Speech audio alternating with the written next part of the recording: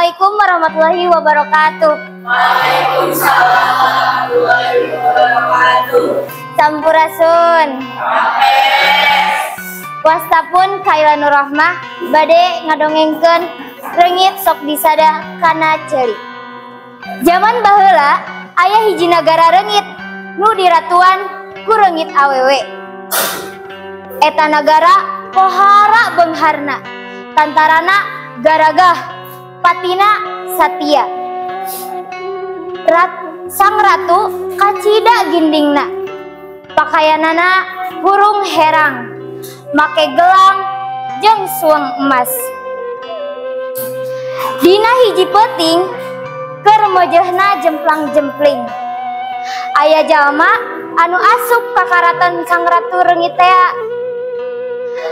Kabeneran tantara anu kerja raga teh talibra keur sarare. Atuh eta jalma teh jongjon asup ka kamar sang ratu. Kabeneran deui ratu teh keur sare menitibra. Karayap eta jalma ngadeukeutan sang ratu.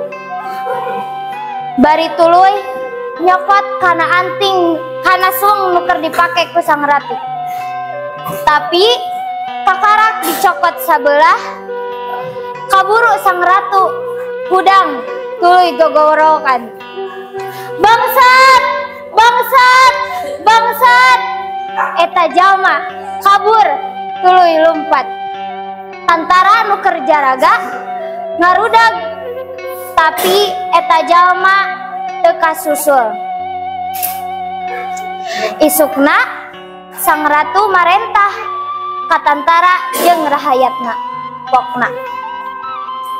Sakabeh bangsa reungit kudu nareangan eta sueng nu dipaling tea tempoan kaunggal ceuli jelema. Piharita reungit neangan eta sueng nu dipalingna. Nepi ka kiwari reungit-reungit tuluy nareangan eta sueng. Nempoan ti unggal ceuli jelema bari disada. Sueng, sueng, sueng, sueng. Wassalamualaikum warahmatullahi wabarakatuh.